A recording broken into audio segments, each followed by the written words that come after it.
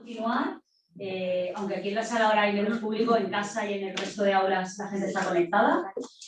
Continuamos hablando de transferencia de la innovación a la empresa a través del emprendimiento y además sostenible. Estos son los principales ejes que vamos a seguir en esta mesa redonda que tiene como título Emprendimiento con impacto social y sostenible.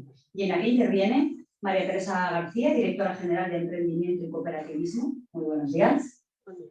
Margarita Núñez, Director Academic Quality and Research en SIG Business and Marketing School. Margarita. Hola. Mauricio O'Brien, responsable de desarrollo territorial de la European Crowdfunding Network y su delegado en España. Mauricio. Esther Pina, CEO de Secret Sound y responsable de comunicación en la Oficina de Emprendimiento de la Universidad de Murcia. Hola, ¿qué tal, Esther? Andrés Perales Ferrer, arquitecto y director ejecutivo de Designable, creo que lo sé bien.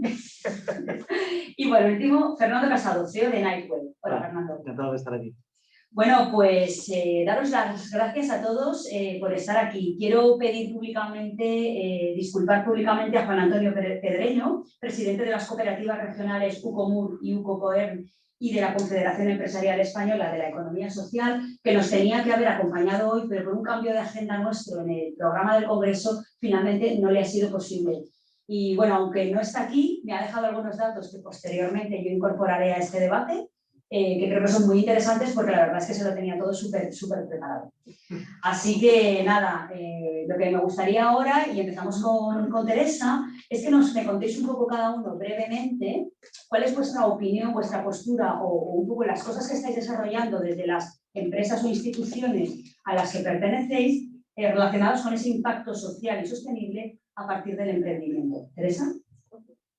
Bueno, en primer lugar, muchísimas gracias. En primer lugar, así por la invitación y a IMAC por la organización de este congreso que nos permite debatir y nos permite también abordar los retos que tiene el mundo de la empresa y la sociedad en general de cara al futuro que está por venir, ¿no?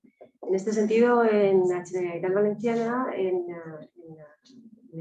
el año 2019 aprobó un plan estratégico, que es el Plan Estratégico del Emprendimiento, en el cual coordinaba todas las áreas de gestión de la Generalitat orientadas al emprendimiento y en la cual a nuestra dirección general pues, nos correspondía el desarrollo de aquella relacionada con el impacto social, con la economía social y también con la coordinación de todo el ecosistema emprendedor, pero sobre todo también poner en valor pues, digamos, la parte del emprendimiento innovador, la parte del emprendimiento social, la parte del emprendimiento también ambiental, y decidimos un poco que la mejor manera de poder abordar, digamos, este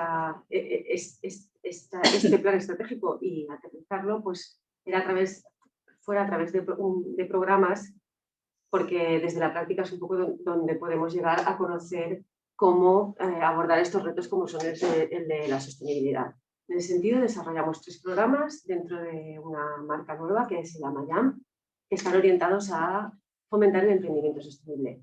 Nos aliamos con los agentes del ecosistema emprendedor de la Comunidad Valenciana, conscientes de la necesidad que el emprendimiento tenía que ser, no podía ser de otra manera, que solo tenía que incorporar la vertiente de la sostenibilidad desde el inicio. Las empresas de esa superación tenían que tener en cuenta cómo impactan en el medio, cómo impactan en la sociedad y cómo van a desarrollarse económicamente y, por tanto, pues era necesario que hubiera una alianza entre esos agentes del ecosistema para fomentar esta sostenibilidad. Estos programas trabajan las diferentes fases, la fase IDEA con YAMP IDEA, la fase de mentorización con el programa YAMP AMES y la fase de aceleración con el programa YAMP 3I de aceleración, que en este momento, para vuestra información, están abiertas las peticiones de proyectos, la llamada de proyectos hasta el día 5 de julio y que si tenéis una empresa entre 0 y 3 años ya constituida, pues podéis, y consideráis que podéis tener un triple impacto, pues podéis aplicar a ver cómo pueden desarrollarse o en qué aspectos os podemos ayudar a conseguir ese triple impacto, porque lo que se busca desde los programas de la Generalitat es efectivamente el fomentar este tipo de emprendimiento que cubra el triple valor.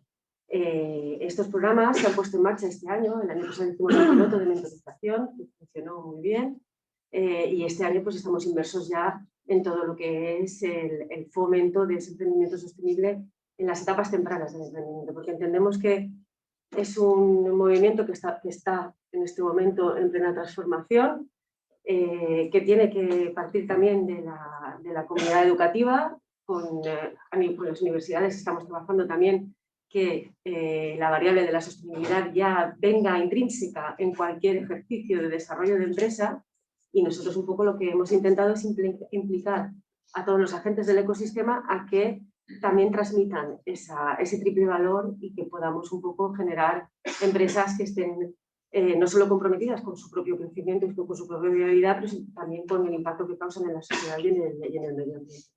Muy bien, Teresa, muchísimas gracias. Margarita Núñez. Hola, buenos días. Bueno, lo primero, muchísimas gracias por invitarme a participar en esta mesa. Bueno, mirad, yo llevo mucho tiempo estudiando lo que es el emprendimiento desde un punto de vista de investigación. Aquí me voy a poner un poco como dos perspectivas, ¿no? Desde un punto de vista de investigación, todo lo que se ha hecho relacionado con el potenciar o el incentivar el emprendimiento desde la educación, ¿no? Desde lo que es la rama de lo que es la educación emprendedora. Y por otro lado, ya como miembro del equipo de SIC en particular, como en particular nosotros desde nuestra institución, ¿no? En la que hoy estáis todos vosotros aquí en Valencia, pues estamos fomentando, intentando incentivar toda esa línea tan importante que es el emprendimiento, ¿no? Y esto no es un tema, ahora puede ser que esté derivándose efectivamente, como acabas de comentar, hacia más el emprendimiento de impacto, el emprendimiento de impacto social. Pero bueno, por ponerlo un poco en contexto, bueno, pues tenerlo todo en la cabeza, que todo el auge o lo que es el interés tan general sobre el emprendimiento, pues nace aproximadamente hace 20 años, sobre todo en Europa, bueno, pues a la vista de ciertos problemas económicos, de desarrollo, de pérdida de relevancia de Europa dentro en el mundo, y a partir de ahí pues vemos como todas las instituciones educativas, perdón, todas las instituciones europeas quieren impulsar todo lo que es el movimiento en favor de la iniciativa individual y de la iniciativa personal para crear empresas que puedan solucionar problemas relevantes en un mundo cada vez más globalizado, en la sociedad del conocimiento, la digitalización, etcétera. Y a partir de ahí, como digo, desde los últimos 20 años, pues todas las instituciones, desde las instituciones europeas hasta cada una de las instituciones ya a nivel más nacional, pues van impulsando todo este movimiento en favor de lo que es una educación encaminada hacia objetivos de emprendimiento, emprendedores, ¿no? Durante este tiempo pues, ha habido mucho debate, ¿no? sobre en qué consiste esto y cómo hacerlo. Hay que tener en cuenta que yo creo que es un tema que ha venido en el mundo educativo, me refiero, ha venido ya para quedarse, y ahora mismo es una tendencia educativa sin ningún tipo de fisura, desde todo el espectro ideológico y de pensamiento, ¿no? De hecho, el emprendimiento es una competencia clave dentro de lo que son las competencias claves del sistema educativo en general. Y bueno, por daros dos datos un poco para ponerlo en contexto, ¿no? El 87% de las instituciones educativas en Europa tienen desarrollados algún tipo de iniciativa en favor del emprendimiento. Y cuando me refiero a instituciones educativas, me refiero en todos los niveles educativos, desde los niveles de primaria, secundaria, bachillerato y universidad, por supuesto, también, ¿no? Entonces, bueno, creo que es importante tenerlo en contexto, poner una idea de ese movimiento tan grande que hay, que evidentemente va derivando o va teniendo pues, algunas, pues bueno, cada vez se va decir, enfocando más a ciertas tendencias. No solamente es un tema de crear empresas, sino también es un tema de crear una mentalidad a favor de la iniciativa, de la proactividad, de la responsabilidad, del logro, de conseguir algo y, evidentemente, con un impacto social, con una derivada ética y con un componente ético fundamental, ¿no? Entonces, serían como la competencia en el fondo que conjuga las dos vertientes, una vertiente de proyecto, de acción, ¿no? Que tiene un objetivo económico y, evidentemente, esto no puede estar desligado de un objetivo social, ético, profundo de formación de la persona. Bueno, eso es lo que nos lleva a que hemos también vivido un poco una evolución. Antes todo el emprendimiento en educación y sobre todo en temas de máster o en una institución como la nuestra, pues al final era como pues, un curso añadido y cada vez se está convirtiendo más en ¿qué? En una competencia transversal que aparece en todas y cada una de las asignaturas y cada una de las unidades.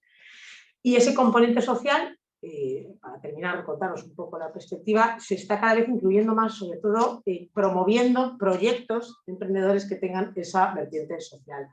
Y yo creo que ya hay que, hasta casi que no diferenciar, porque creo que todo emprendimiento tiene que buscar bueno, pues un objetivo pues, de cubrir una necesidad, una oportunidad y en definitiva un bien general, ¿no? Pero bueno, evidentemente hay una diferencia en función de cuál es el objetivo, si es un ánimo de lucro o simplemente es un impacto social. Y eso es lo que estamos nosotros promoviendo en los proyectos a través de las incubadoras que tenemos en ESIC y haciendo las dos vías, o sea, estudiándolo como campo de conocimiento, ¿vale?, dentro de todo el sistema educativo y como actividades propias que incentivamos para que nuestros estudiantes en todos los campus pues, puedan desarrollar esos proyectos emprendedores. Margarita, muchas gracias. Damos paso ahora a Mauricio Bryan. Bueno, muchísimas gracias por tener esta oportunidad para compartir experiencias y también un poco estas sensaciones a la hora de explicar qué es esto de emprender y el proceso de aprendizaje a veces que está incluido en ello y el papel y el rol tan relevante que tienen las instituciones académicas para difundir estos mecanismos. En mi caso puede que no venga desde el mundo académico, no vengo desde un clúster, ¿vale?, que ha sido la red europea de crowdfunding. Es una red profesional que engloba más de 76 entidades públicas y privadas y plataformas en el ecosistema de las finanzas alternativas, ¿no? Hablamos no solo del crowdfunding como una herramienta de financiación colectiva, sino la conexión con elementos como puede ser el blockchain o hablar justamente de la inclusión de las criptomonedas en todo el proceso de las finanzas, ¿no? Hablar de finanzas alternativas en su máximo espectro. ¿Qué es interesante de hablar con las finanzas alternativas? Que al mismo tiempo que se estaba mencionando la curva de aprendizaje que tiene una persona a lo largo de su proceso educativo, también entrar en el tema de las finanzas y cómo poder financiar proyectos que están arrancando o que son startups o que están dependiendo en qué fase y momento necesiten, hay todo un recorrido que van haciendo a lo largo de los diferentes mecanismos de financiación. Todos entendemos los mecanismos de financiación clásicos, tradicionales, conservadores, vinculados a los servicios de la banca, y todos entendemos que es una línea ICO o un préstamo, o un posible inversor, el business angel y demás. Pero cuando hablamos de finanzas alternativas, aquí está donde el rol que jugamos como entidad es dar a conocer, ¿no?, un poco todo el proceso, tanto la investigación, ¿vale? Hay un proceso de investigación y participación en proyectos europeos vinculados a diferentes áreas temáticas, eso es uno de los primeros roles, mucho de formación, hay que dar paso y herramientas a que las personas que quieran emprender o quieran desarrollar un proyecto encuentren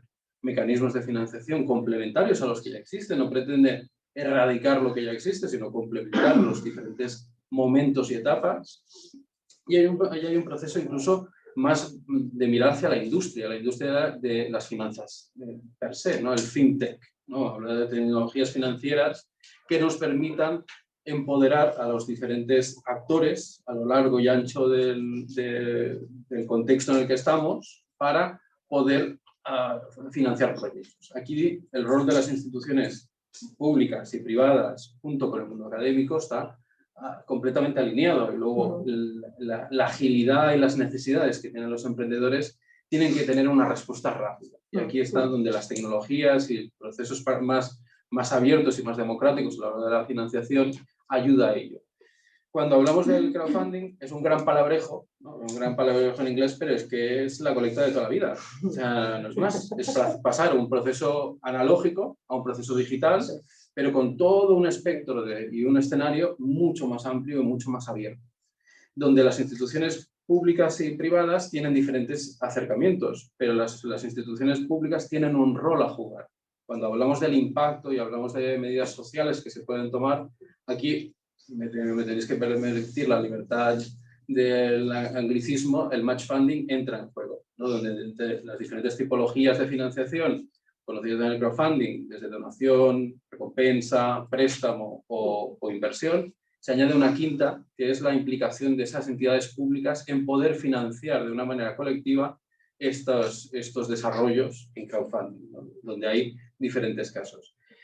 Yo pondré a disposición de SIC el último informe que publicamos la semana pasada mostrando 22 casos específicos de match funding, donde entidades públicas y privadas a lo largo y ancho de 8 países en Europa han participado de este modelo, que da a conocer esta agilidad, ¿no? Y esta versatilidad cuando hablamos de la financiación y tan necesaria. Decir que el COVID también ha puesto en situación muchos sistemas de financiación, ¿no? Lo comentábamos antes, que, ostras, en el proceso clásico pues me he encontrado una ronda de inversión parada. O estaba a punto de tocar una subvención y hay un ejercicio de contención por la necesidad de esos fondos ser aplicados al impacto social. Pues decir que las plataformas han tenido una respuesta muy ágil, han seguido abiertos, han seguido en funcionamiento, han tomado medidas drásticas, bajando incluso sus comisiones o eliminándolos del todo para poder seguir financiando proyectos en primera ayuda. En un informe que realizamos del impacto del COVID nos demostró que había un frenazo en lending, en préstamo y en inversión, pero sí que subió lo que era donación y recompensa. Y la cuestión es el por qué. Porque realmente tenía un afán de ayuda directa. Y aquí está donde, incluso una de las tendencias que detectamos en ese informe, es que cuando nos recuperemos de este golpetazo, hay una deriva, que es la gente ahora entiende las posibles inversiones y estos préstamos serán para organismos o entidades o empresas que tengan en cuenta el impacto social y el impacto medioambiental. Y hay una tendencia que nos afirma y confirma que el crowdfunding seguirá hacia ese impacto positivo. Muchas gracias, Mauricio. Esther. Buenos días, pues, muchas gracias por contar conmigo. Yo vengo en representación de Secret Sound, pero también de Humo Emprende. Humo Emprende es la oficina de emprendimiento de la Universidad de Murcia. La creamos hace 3 años, después de una gran lucha por exigir un sitio que le correspondiera al emprendimiento. Y bueno, ahora, pues como pequeño proyecto estamos en otra fase, gracias a Dios y al trabajo que hemos estado haciendo. Y es que ya empezamos a ver cómo la cultura emprendedora ha calado en los alumnos, porque a lo mejor para la gente que ya estábamos dentro de ese mundo era algo muy lógico para nosotros. O sea, terminar una carrera, igual que terminé yo el año pasado, y emprender, porque era algo que estaba dentro, pero sin embargo, al llegar a las facultades, al llegar a los alumnos, no tenían ni idea, la gran mayoría, de que existía esa posibilidad por el gran desconocimiento. El trabajo que hemos hecho, yendo clase por clase, aula por aula, facultad por facultad, llevando a emprendedores de esas facultades, de esas ramas, para que vieran que es una realidad cercana, que no estábamos hablando de ninguna utopía, ha hecho que este curso, a pesar de ser cuanto menos pues, peculiar, pues, este formato híbrido y este tipo de cosas, hayamos conseguido cerrar talleres a 2 semanas porque no cabía más gente. Que nos llegaron peticiones de que por favor volviéramos a poner los talleres de emprendimiento social, que volviéramos a poner los talleres sobre generación de ideas de negocio, porque al final se están dando cuenta de que es una oportunidad. Para nosotros ese es el trabajo más importante, concienciar y promover la cultura emprendedora, un trabajo que, como he mencionado anteriormente, está dando resultados, pero sobre todo también es el emprendimiento social. Por suerte, y creo que es algo que vemos mucho la gente de mi generación, no concebimos el emprendimiento sin que sea responsable socialmente. No lo concebimos, para nosotros no hay otra opción. Entonces, cuando nos plantean realmente, y vemos casos de otras empresas que tienen que adaptarse porque no lo han tenido en cuenta ni desde el primer momento ni a mitad de camino, nos choca. Lo bueno que tiene Humo Emprende es que, pues, por ejemplo, ahora formamos parte de la red de centros Yunus en España, hay poquitos, y también este año pudimos hacer en colaboración con CEPAIM un curso de emprendimiento social en el que estuvimos durante 3 semanas allí durante varios días trabajando, viendo las distintas vías que puede tener un proyecto y pasan cosas, pues la verdad que bastante bonitas, ya no solo de porque era el primer evento en el que al final podíamos vernos presencialmente, sí que con mascarilla, pero poder volver a ver a alguien que no fuera con el logotipo de Zoom y silenciar o activar el audio fue algo genial y sobre todo entender que al final emprender no tienen nada que ver, o al menos desde nuestro punto de vista, con pegar el famoso pelotazo o ser el siguiente Steve Jobs. Emprender va con crear valor, encontrar problemas y aportar soluciones. Y si lo haces desde el punto de vista social, que es como nosotros lo concebimos, Creemos que es el círculo que debe seguir todo el mundo. Como parte de Secret Sound, bueno, pues luego lo veremos porque hay aquí el pitch, pero bueno, así rápidamente, porque tampoco quiero quitar mucho tiempo, en Secret Sound trabajamos para conseguir que la cultura sea accesible para personas con problemas de audición y lenguaje. La discapacidad, problemas de audición, la discapacidad más invisibilizada de todas, cuando ves a una persona ciega, es muy evidente porque lleva el bastón, porque lleva el perro, pero cuando vemos a una persona sorda, nos cuesta muchas veces verlo. Tienes que fijarte muy bien y al final es un colectivo que está sufriendo muchísimo. Con la pandemia todo se ha digitalizado y no se ha pensado realmente en estas personas y nosotros lo que estamos intentando, aunque la pandemia nos ha truncado bastante, pues es solucionar todo esto y demostrar que toda la cultura puede ser completamente accesible. Esther, muchas gracias y además has dado en el clavo, has tocado puntos que posteriormente incorporaremos a las preguntas que nos dé tiempo, así que muy interesante. Es tu turno, Andrés. Bueno, pues la verdad es que yo recojo un poco todo, solo me queda una persona para hablar, pero bueno, seguro que nos secunda. Yo no concibo una empresa que haya surgido en los últimos 3 años y que no tenga ninguna ambición de mejorar algo en el planeta, que sea más allá, que ser económicamente viable. Me parece inconcebible. Partiendo de ahí, nosotros siempre decimos que el siglo XX fue el siglo de los estados, fueron los que se encargaron de construir el mundo en el que vivimos. Tomaron las decisiones que tomaron y ahora mismo el mundo está condenado dentro de 50 años a tener que cambiar radicalmente. Nuestra generación va a ser la primera que va a sufrir las consecuencias del cambio climático y las vamos a subir todos los que estamos en esta sala. La lucha que nosotros tenemos que hacer es porque las generaciones de después tengan 50 años para poder recuperar todo el daño que se ha hecho al planeta, porque no hay que salvar al planeta, lo que hay que salvar es a la raza humana de vivir en el planeta. Creo que esa responsabilidad ahora mismo recae completamente en las empresas. Yo soy un fiel, ferviente creyente del capitalismo consciente que inició el fundador de Whole Foods, ¿no? Recae en nosotros, en las empresas, en las nuevas empresas, la responsabilidad de ofrecer productos y servicios que impacten en la sociedad, que impacten en el medio ambiente de forma positiva, que habiliten a la masa poblacional, que es la que realmente tiene que hacer el cambio y no a base de regulaciones por normativas superiores. Y ahí, obviamente, la educación es capital. Si en una educación que enseñe a los que están saliendo ahora o los que estamos estudiando en estos ámbitos a que sin ese tipo de inputs no se puede salir al mercado y ser, no voy a decir ya éxito, viable, porque obviamente el 75%, el 80% del mercado a día de hoy está exigiendo alineaciones con valores como la sostenibilidad medioambiental, compromisos, y las empresas que no están cumpliendo con eso van a desaparecer de aquí a 5 años, ¿no? 10 años.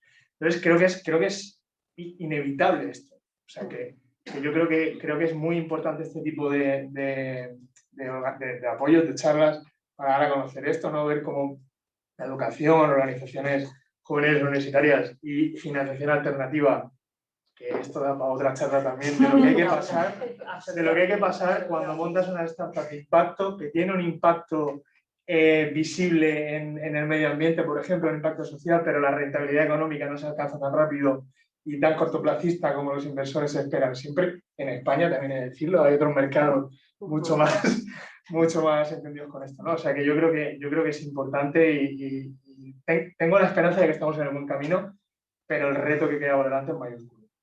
Seguro que sí, Andrés, y seguro que todo irá mejor, lo hemos visto. Creo que tener aquí experiencias como representantes del ámbito autonómico en este caso, donde se ha incorporado ya desde hace tiempo pues esa preocupación y ese trabajo por y para el sector, creo que ya lo dice mucho representantes académicos que también trabajamos aquí en la casa, en el SIC, aquí tenemos a Margarita, que también creo que lo dice mucho. Bueno, pues ahora nos queda que Fernando nos cuente lo suyo muy rápidamente y pasamos a ese turno de preguntas. Muchas gracias, estoy encantado de estar aquí. La verdad es que tengo poco que añadir y felicito a todos los ponentes el punto de vista. Yo me presento brevemente, yo soy ingeniero de caminos de profesión, llevo 15 años de autónomo y 5 años como emprendedor innovador. También pertenezco a una comisión en el Colegio de Caminos de una comisión sobre emprendimiento. Soy el representante en la Comunidad Valenciana de este grupo nacional. Nuestra profesión está muy relacionada con la administración pública, todo lo que sean infraestructuras. Entonces, en ese sentido, efectivamente agradecemos mucho los esfuerzos que se hacen desde las administraciones para promover la innovación y la sostenibilidad, pero añadiría también que está muy bien estos programas, pero luego la administración pública lo que tiene que hacer es, a la hora de adjudicar contratos, tener en cuenta estos aspectos. Sí que es verdad que existen formas como la compra pública verde, la compra pública innovadora, donde allí los que somos emprendedores e innovadores nos sentimos muy a gusto porque como emprendedor lo primero que buscamos es tener una rentabilidad, tener el ROI y a la vez tener un impacto. O sea, el modelo capitalista 1.0, eso no funciona. O sea, ahora se tiende a lo que se llama el capitalismo 3.0, donde además de maximizar el ROI, maximizas el impacto, tanto social como medioambiental. En ese sentido, pues es fundamental que, por poner un ejemplo tonto, ¿no? Un ayuntamiento que va a comprar unos bancos tiene una alternativa que es traerlos de China de plástico o comprar unos que son a lo mejor un 10% más costosos, pero que tienen un mejor comportamiento, una nula huella de carbono o muy baja, y luego el periodo de vida útil es superior. Pues en ese sentido creo que es un campo en el que deberíamos de apostar. Lo que es la compra pública verde, tener en cuenta estos factores. No me extiendo más. No, perfecto. Pues efectivamente, Fernando, esto que comentas creo que es una cosa que estamos viendo a nuestro alrededor. Yo siempre digo que en el último año y medio, y seguro que vosotros que sois del sector me diréis que no es el último año y medio, sino que es más tiempo, se ha oído hablar mucho de emprendimiento. Me voy a poner aquí para que se me oiga, por los que están en casa. De emprendimiento y de sostenibilidad. El concepto de sostenibilidad se está incorporando, desde luego, desde que la COVID llegó a nuestras vidas, absolutamente a todo. Yo lo oigo prácticamente a diario con las empresas con las que trabajo y con las que hablo. Y bien, para empezar este debate, dejadme que rescate lo que me decía Juan Antonio Pedreño. Me daba un dato muy interesante que él iba a incorporar a su speech, y os lo dejo sobre la mesa y a partir de ahí os pregunto. Él me decía que en plena pandemia se han creado más de 1.700 empresas de economía social en España. Ese dato ha supuesto una revolución y una forma de hacer empresas muy resilientes. Y se han incrementado sustancialmente, porque el dato que había previo era de 900 empresas del año anterior, del ejercicio anterior. Se ha incrementado notablemente, se ha duplicado prácticamente las empresas de economía social. Os pongo este dato sobre la mesa y me gustaría que me dijerais a partir de este dato si creéis que las empresas que nacen ahora siempre, bueno, lo habéis contestado, pero me gustaría un poco que incidiéramos en esto. ¿Cómo se hace ese camino de las empresas que nacieron, como explicaba muy bien Esther, esas empresas que nacieron hace más de 3 años con ese objetivo de ganar dinero, de ser viables y ganar dinero, y donde la sostenibilidad no estaba sobre la mesa, por lo menos al inicio? ¿Cómo se hace ese camino de ser empresas económicamente viables solo con ese objetivo a lo que decimos ahora, que sean también sostenibles? ¿Cómo es posible que las startups lo hagan, si es que es posible? Y la pregunta os la completo y cada uno me contestáis como veáis. ¿Cómo podemos conseguir que esas empresas que nacen ahora y que ya tienen muy clara la sostenibilidad, qué pasa con la parte económica? Es decir, ¿en qué lugar queda y qué importancia tiene? Podéis empezar quienes queráis. Te ha tocado, Mauricio. Voy a tirar de una de las citas que antes mencionaba Richard en su presentación, y decía: "The power of innovation comes from a conversation". ¿No? Ese proceso de innovación interno que puede suceder en las mismas entidades o empresas, parte de una conversación. Pues la conversación no es solo de puertas para adentro, y especialmente para hacer ese análisis del ciclo de vida, de dónde podemos hacer los cambios, si es una cuestión de gobernanza, si es una cuestión de tener ciertas derivas y ciertas acciones en las que incentiven herramientas que marquen ese cambio, ¿vale? Que les permita, nunca mejor dicho, aprender, adaptarse y cambiar, ¿no? Que esos 3 pasos muy marcados son súper necesarios. Y luego el paso hacia la financiación es muy sencillo. En vez de hacer una comunicación de puertas hacia adentro para tu equipo, tener una comunicación que permita el cambio organizacional y una transformación social o ecológicamente competitiva, todo es empresa, es la deriva a hacer una conversación hacia el exterior, ¿no? Poder realmente buscar financiación, buscar esos criterios, esa comunidad, esa tribu que tienen todos los proyectos que marcan unos valores, marcan una estrategia, tiene gente que le apoya. Y aquí está la financiación, y la financiación colectiva parte de un triángulo muy sencillo, que es la búsqueda de financiación, la comunidad con la que construyes tu base, ¿vale? Tu base moral, tu base de trabajo, tus stakeholders, tus clientes, tus inversores, tus posibles medios que te hacen favor, y luego el punto de la comunicación que desarrollas. Y aquí es súper importante, donde ya no es un greenwashing, sino es demostrar a través de métricas, valores, impacto, informe, implementar ciertas estrategias en firme y dar a conocer todo ese proceso. Y una última cosa, puede que para reafirmar esto, es una tendencia que justamente se mencionaba desde el presidente del Social Economy Europe, el ejercicio de la economía social es una economía resiliente que desde Europa se está afianzando incluso más. Nicholas Smith en sus últimas intervenciones abogando por este tipo de economía, y el Green Deal, ¿no? Como las líneas de ayudas y financiación, que es una de las líneas que creemos que es donde va, ¿no? Y estamos trabajando para encontrar mecanismos de financiación colectiva con fondos estructurales europeos. Muy bien, Mauricio. Me gustaría saber la opinión ahora en este caso, tanto de Teresa como de Margarita, como de Esther, por las instituciones a las que representáis en esta línea. ¿Estáis de verdad viendo la más cantidad de proyectos sostenibles? ¿Qué pasa con esto que estamos comentando? Con ese camino hacia la viabilidad y también, ¿qué encontráis? ¿Encontráis empresas que solo, o proyectos que solo se plantean esa viabilidad sin solucionar un problema, como bien explicaba Esther? ¿Teresa? Bueno, yo un poco para reafirmar las cifras de Juan Antonio y del presidente de Social Economy Europe. En la Comunidad Valenciana, por ejemplo, en el año 2020, año de pandemia, el número de cooperativas que se han creado solo ha disminuido un 1,3%, mientras que el resto de empresas ha disminuido un 13%. Por tanto, la resiliencia del sector se ha demostrado una vez más. En estos programas de triple impacto que estamos poniendo en marcha, estábamos trabajando con un horizonte de mentorizar y acelerar sobre un orden de entre 50 y 70 proyectos, pues el proyecto de aceleración, la fase de aceleración todavía no está cerrada y ya tenemos 213 peticiones. O sea que sí que existe esa voluntad y ese desarrollo sostenible en los proyectos emprendedores. Aunque yo creo que estamos hablando de dos niveles. O sea, es muy fácil empezar a emprender con impacto. Lo que pasa es que esos nuevos proyectos se tropiezan con que los instrumentos financieros para poder consolidarlos son todavía clásicos. Y al mismo tiempo, realidades ya consolidadas tienen que hacer una transformación ecológica, social y digital, que trabajan con el paradigma antiguo y que tienen que hacer son dos esfuerzos diferentes que de cierta manera se encuentran, pero yo entiendo que el proceso emprendedor ya de por sí debe nacer sostenible y sí que se está detectando esa tendencia y esa voluntad en los emprendedores. Perfecto. Al menos en los valencianos. Vale, eso está muy bien. Como Margarita está en Madrid, nos puede dar también un poco su visión desde allí, y Esther desde Murcia también. Vale.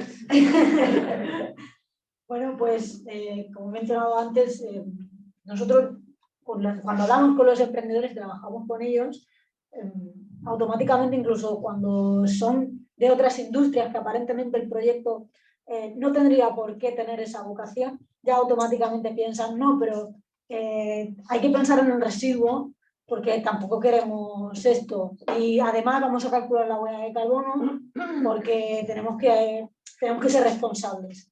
O sea, no es algo que tengamos nosotros que decir solos. Eso viene de serie en los emprendedores murcianos. Viene de serie. Sois mediterráneos, sois como nosotros, somos sí, al final es el mismo emprendedores natos. Es el mismo. Felices totales, así es maravilla. Y en el emprendimiento social, el En el emprendimiento social sí es verdad que hemos notado un crecimiento. Antes, por ejemplo, tenemos un concurso todos los años simplemente de ideas, una hoja de folio, nos cuentan qué idea les gustaría desarrollar a nivel de empresa. Y teníamos una categoría de emprendimiento social que de hecho lo tuvimos que unir a otra categoría porque recibimos apenas de toda la universidad como 2 o 3 ideas, que el primer año nos pinchó. El segundo año tuvimos que unirla a otra categoría, pero que tuviera menos participantes porque ya teníamos como unas 10 o 12 ideas. Para nosotros aquello era un momento considerable. Y ahora este año hemos tenido que sacar, en vez de un taller de emprendimiento social, un programa de varios talleres aparte para volver a repetirlo con continuidad porque no dábamos abasto, y una categoría exclusiva de emprendimiento social en la que tuvimos que dividir las sesiones de jurado porque había más de 30 proyectos. Entonces, para nosotros es evidente esa tendencia como crece incluso dentro del ambiente universitario, que aunque parezca fácil, nos está costando que mucha gente entre, que aunque se parezca que la gente joven tenemos la mente abierta, para algunas cosas no. Y para esto está costando mucho todavía que caiga la cultura emprendedora. Pero ahí estamos en el camino. Margarita, muy rápidamente, que luego quiero darle paso a Andrés. No, simplemente unirlo con lo que acabas de decir, que a mí me parece lo más importante de todo, ¿no? Cómo fomentar esa cultura emprendedora, que es algo en particular que yo llevo estudiando mucho tiempo, porque te llama la atención cuando ves distintas culturas o distintos por qué se emprende más en X sitio y menos en otro sitio. Hay muchos factores, evidentemente, factores institucionales, financiación, pero a mí me preocupa mucho el factor cultural, factor valores, ¿no? Porque en el fondo ese movimiento hacia el emprendimiento social está claro que está ahí, se ve por ejemplo en el ámbito de la investigación, en el ámbito de lo que era Entrepreneurship Education era, bueno, un ámbito, pero es que ahora es Social Entrepreneurship, o sea, y es por donde están tirando más todas las publicaciones y todas las investigaciones. Pero es que en el fondo necesitamos a gente que asuma riesgos. O sea, y este es el tema fundamental, ¿no? Porque que asuma riesgos y si encima son riesgos por un propósito beneficioso para el futuro de nuestro planeta, para el bienestar de gente con problemas, bueno, para solucionar problemas tremendos, ¿no? Y acuciantes, pues muchísimo mejor, ¿no? ¿Cómo hacer esto? Pues es un cóctel muy difícil. Yo lo que veo es que hay, respondiendo a tu pregunta, cada vez hay una tendencia mayor a nivel internacional, a nivel de exigencias a las instituciones educativas que tengamos que introducir en todos nuestros proyectos actividades para nuestros alumnos y objetivos relacionados con emprendimientos sociales que fomenten la capacidad de la iniciativa personal para solucionar esos problemas, que fomenten la búsqueda de oportunidades, la posibilidad de asumir riesgos y eso, pues bueno, nos llevaría a un debate muy profundo sobre lo que significa el error, el fallo en nuestra sociedad, cómo se supera eso. Y bueno, no voy a abrir ese melón, No hace falta. pero sería un debate interesante. Perfecto, Margarita, pues muchas gracias por vuestras aportaciones. Me queda saber la posición, la opinión, tanto de Andrés como Fernando, como empresas, desde el punto de vista de cómo desde vuestras empresas, lo habéis explicado de alguna forma, pero quiero incidir en eso, la sostenibilidad, cómo se ha producido ese proceso en el que la sostenibilidad, Fernando decía, no lo entiendo de otra forma, sí, pero saber cómo la sostenibilidad se ha incorporado en vuestro negocio y sobre todo, qué aporte de valor os da. ¿Andrés? ¿Empiezo? Bueno, yo soy de Cartagena, por cierto. Estamos en el Mediterráneo. De la cultura emprendedora. De la cultura, ¿Por qué será? ¿Por qué será? Margarita. Castilla no se adapta. Bueno, Mucho que aprender. yo la verdad que hay un dato muy interesante. La inversión a nivel mundial en startups o en empresas, no tiene por qué ser startup, pero en proyectos de impacto a nivel mundial crece un 400% en los últimos 2 años. Vemos fondos, los grandes fondos, BlackRock, Blackstone, todos estos, diciendo que ya se van a invertir, o sea que estamos ahí, ¿no? Yo creo que está empezando a penetrar ya las altas esferas, que es lo que empieza a ser necesario. Nosotros, por ejemplo, y bueno, yo vengo aquí, soy CEO de Designable. Designable es una startup que está haciendo algunas cosas diferentes en el sector inmobiliario y el sector inmobiliario, por aquellos que no lo sepáis, produce el 40% de las emisiones de CO2 del planeta y consume el 60% de los recursos, él solito. Muy bien. ¿Vale? Y es el 10% del PIB mundial. O sea que es un sector bastante importante y yo creo que es el último grande que queda por digitalizar, transformar, socializar, etc. ¿no? Luego es un reto altísimo y además toca el tema de las ciudades, que va a ser el gran reto del siglo XXI. Nosotros, por ejemplo, hay una cosa que antes se ha comentado, que era sobre que había que hacer una inversión mayor en productos de sostenibilidad. Productos que protegieran el medio ambiente frente a los productos de China, que son más baratos. Yo pienso y creo que lo que tenemos que hacer, los que estamos montando empresas ahora y tomamos el riesgo, que es, o sea, el doers, ¿no? Los doers, es precisamente desmontar ese mito. Tenemos que conseguir a través de la innovación, a través de la tecnología, sin ayudas externas, sin ayudas de crowd, sin ayudas públicas y sin depender de que un banco decida si me da un préstamo o no para que mi idea sea viable, conseguir que a través de la innovación en el modelo de negocio puro, las tecnologías que se apliquen, en el uso de productos reciclados, en la economía colaborativa, que ahora mismo está ya a la orden del día, no es ninguna revolución eso ya, conseguir desarrollar productos y servicios que sean rentables para la empresa, no ONG, rentables para la empresa, porque es como realmente se produce el impacto real. Nosotros en Designable producimos edificios. Edificios, o sea, cosas que se construyen en el centro de una ciudad, que ahorran el 56% de la energía porque son altamente eficientes, tienen 0% de emisiones porque son 100% eléctricos y cuestan lo mismo que una casa de segunda mano. O sea, no es concebible eso. Eso viene aparte de la tecnología y la innovación. Creo que ahí es donde está el reto mayor, ¿no? Si seguimos lamiéndonos las heridas con que, claro, las cosas sostenibles son productos de lujo, nunca vamos a llegar a penetrar a la masa crítica que realmente puede transformar esto.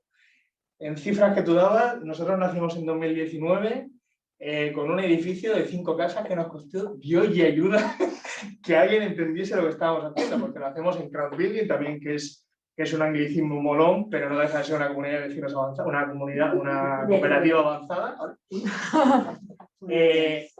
Y ahora vamos por el 4.º edificio en Valencia, tenemos 2 más en Madrid, 5.000 personas en la base de datos que ya quieren comprar casas de Designable, y esto demuestra que se pueden hacer, pero que obviamente, y respondiendo a lo que decía antes, el otro día yo repasaba mis 3 años o 2 años y medio como emprendedor, mis 30 meses, y yo decía, joder, de los 30 meses ha habido 28 que quería dejarlo. Claro. Fíjate, lo mides en meses ya, Andrés. Yo ya mido en meses, sí, yo lo siguiente ya... En días, casi se llama. No, 28 meses que yo decía, esto no sale adelante, o sea, no encuentro que si el banco nos deja tirado, que si el crowdfunding no se cierra, que sí, bueno, y 2 meses que digo, estos 2 meses me lo pasé bien. Y sin embargo sigo.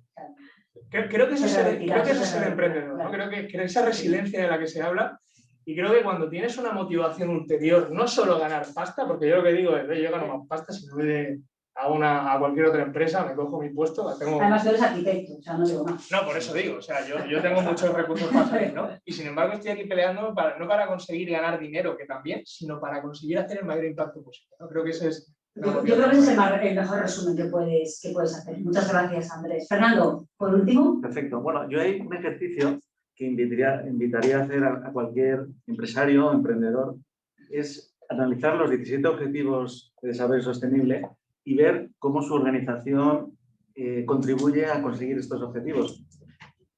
Luego, como startup, estos objetivos son fundamentales, sobre todo porque es un idioma, porque cualquier startup tiene que nacer ya con la mentalidad internacional de estar en todo el mundo. Entonces, estos objetivos es una herramienta que es un idioma común que se habla en todo el mundo.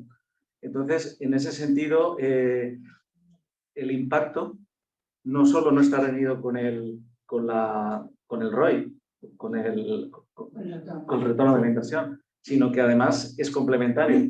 Cuanto más retorno de inversión tengas, más impacto podrás hacer porque podrás reinvertir. Claro. Y en ese sentido, pues es lo que buscamos en mi empresa, por ejemplo, que es una empresa que trabaja con temas de plástico reciclado combinado con materiales que ahorran energía por emitir luz. El tema es que lo tenemos clarísimo. De hecho, pues yo cuando monté la empresa pensaba que me iba a ir de cine en el primer año. Sí que es verdad que, porque claro, tú te lo crees, pero luego cuando vas, por ejemplo, a venderlo a una administración pública, hay una característica que tiene la administración, que es la aversión al riesgo, lo cual es normal porque cuando hablas con dinero público, pues tonterías las justas. Entonces, muchas veces les presentas tu proyecto y dicen, sí, pues vete a conseguir financiación pública y tal, y lo desarrollas. Y yo digo, no, pero si yo lo que quiero es venderte este producto, que es maravilloso, son todo ventajas y tal. Entonces, en ese sentido, es donde hemos encontrado como empresa innovadora las mayores dificultades. Luego sí que es verdad que en el 2020 nos fue bien, ya la empresa hemos alcanzado nuestro punto de equilibrio, pero claro, nosotros tenemos una ambición de seguir creciendo y seguir generando impacto pues, sobre el medio ambiente. Pues Fernando, creo que es la mejor ambición que puedes tener tú y todos los que estáis en esta mesa. Tengo que daros las gracias a todos, ha sido súper interesante. Me hubiera gustado estar muchas más horas y ratos o minutos, pero podemos medir en minutos también, por aquello hablando con vosotros. Creo que hay un camino por hacer súper importante y como yo le digo a muchas empresas con las que trabajo, la sostenibilidad es un to-do, es decir, está sí o sí, no solo en los emprendedores, sino también en el resto de empresas. Muchísimas gracias a todos, un fuerte aplauso para ellos y os pido que os bajéis y os quedéis muy cerquita porque vamos a continuar. Gracias.